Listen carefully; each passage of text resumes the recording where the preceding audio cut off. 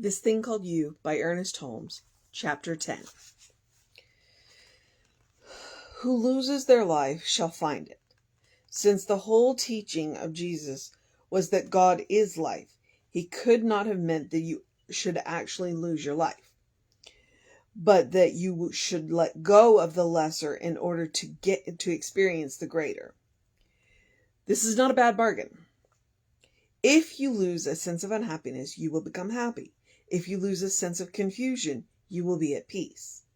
If you should become consciously and subjectively aware, even for one moment, of your true spiritual perfection, there would come such a conversion of your mind as instantly to heal your physical body. This is not the easiest thing to do. When you are in pain, it is difficult to affirm peace. When you are in want, it is hard to affirm abundance. But this is the true meaning of losing your life. When you lose a false sense of being, you are trading the unreal for the real, the false for the true. If you wish to be happy, take all unhappiness out of your mind and bury it. If you want God, stop thinking about the devil. If you wish to live in the kingdom of heaven, forget hell. You are to find the roots of your life in pure spirit, to see the basic unity of all, the fundamental, mathematical, and logical necessity of such a unity. Lose your sense of being separated from your good, and you will find that you are united with it. This is the secret you have with the God who is ever with you.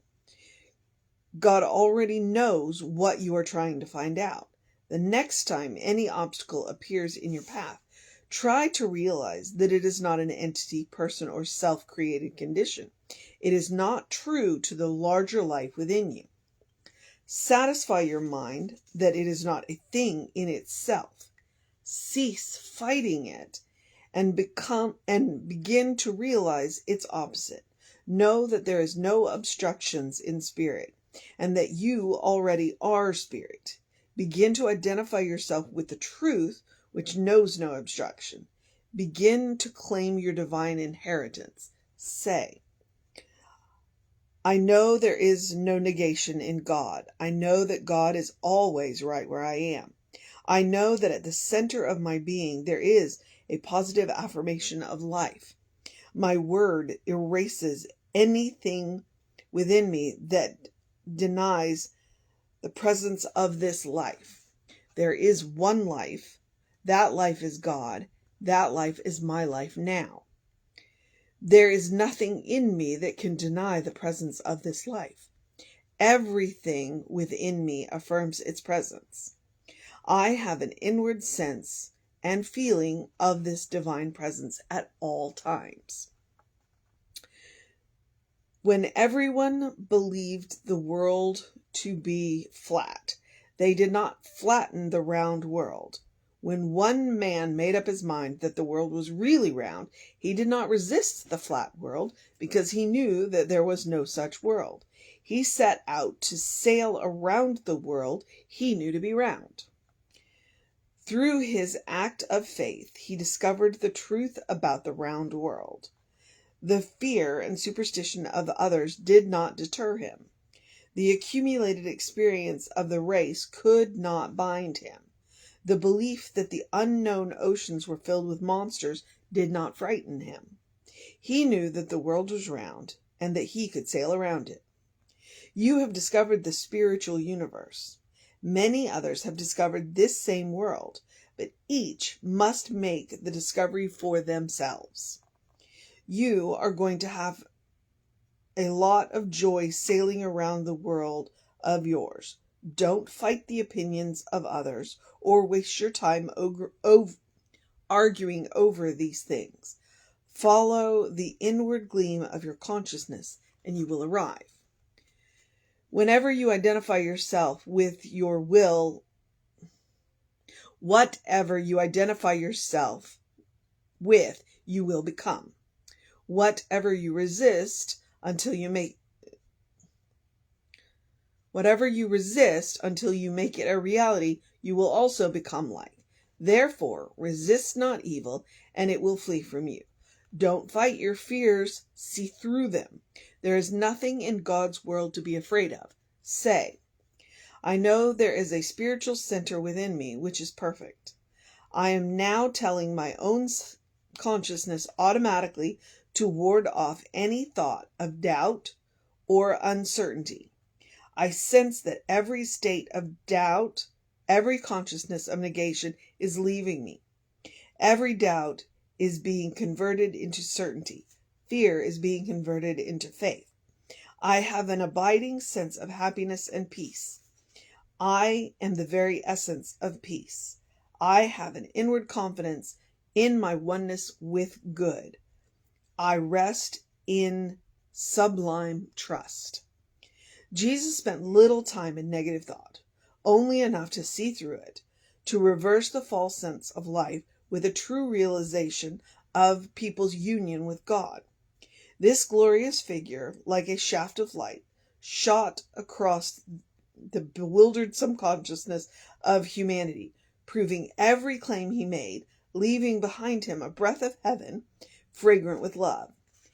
As he identified himself with the source of his being, so you must identify yourself with that spirit which is ever with you. Remember the little boy who brought a few loaves and fishes.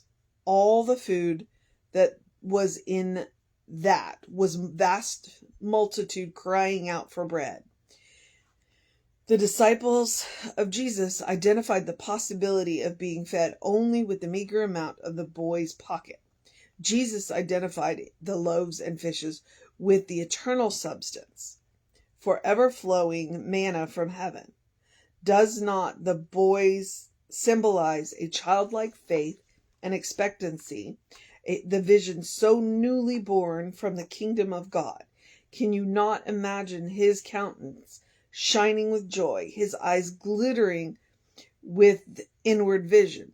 Can you not imagine his enthusiasm as he passed his small offering into the hands of love, which multiplied his ideas through God's law of abundance?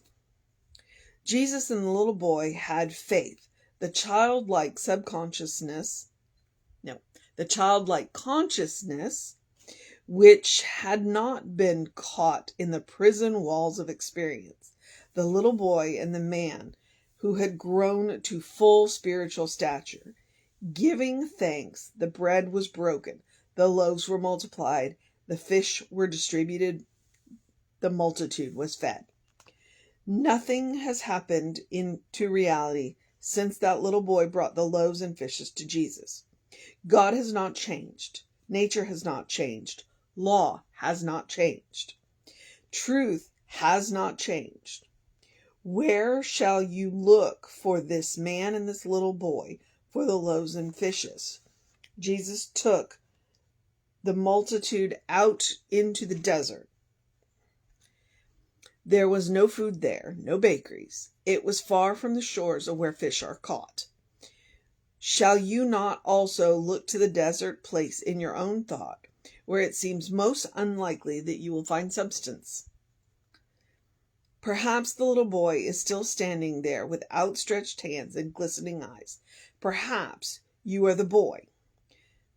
The man is there also, the man of divine wisdom, the God-intended man. Let the little boy hand the few loaves and fishes to this divine man within you, while the intellect gives thanks and the spirit performs its miracle of love. Your search is after something great enough to lose your littleness in, something within you worthy of immortality and eternal expansion. The world has not looked for God where God may be found. Here is the great secret. There is only one God, one divine mind. This one is undivided, hence all of it is present everywhere. God is not only where you are, God is what you are. In a sense, you might say, since God is all there is, the only presence there is, And since the Spirit is manifest through everything, then everything I see is a manifestation of God. That within me, which enables me to see, know, and understand this, is also God. Since God does not go in search after itself, I need no longer go in search after it. Rather, I shall now live and think from the union which I already have. Say, there is that within me which knows. I am not only one with the power, this power is actually flowing through me now. I am not only unified with the divine presence around me, this presence is my presence. It is the presence of my real and true self. I am forever one with life. Your endeavor is not to locate the divine presence or awaken the activity of the law. It is rather to become aware of this presence and of its activity flowing through you. It will be well to consider the difference between outlining and choosing. As an individual, you have the right to choose. Being an individual, you cannot escape the necessity of choice. You are not an automaton. You are not a mental mechanism. You are not merely an aggregation of mental reactions. You are a person, a divine being in your own right. The Spirit has set the stamp of individuality upon itself and called it you. What God has done, you cannot undo. When you think, it is the divine mind in you willing itself into action, thinking itself into manifestation, realizing itself as the object of its own thought. You do the choosing. The law does the outlining. This is the distinction between choice and outline. If you choose to plant a tomato seed, you have chosen a tomato plant, but you do not outline how many leaves shall grow on the plant, how many stalks it shall have. That belongs to the law of cause and effect. When you say, I know that the divine intelligence is attracting certain conditions to me, and then you have when you have affirmed that your union with good, you can go about the business of everyday life with no sense of anxiety, knowing that the law is working for you. The law can only operate on your images of thought, since the law is a doer and not a knower. Therefore, it is up to you to keep these images clear, that they may reflect themselves in the law, which is a mirror. Say, the kingdom of God, the glory of God, is here and now. I am forever a part of its being. The perfect law of God is now operating in my affairs. There is no strain, stress, or fear in my life. I am in the presence of radiant joy, of divine love, and perfect power. You have been told that you should fast and pray.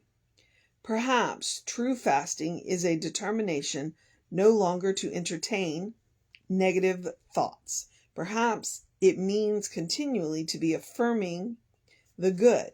The act of physical fasting is merely a symbol of this inward grace.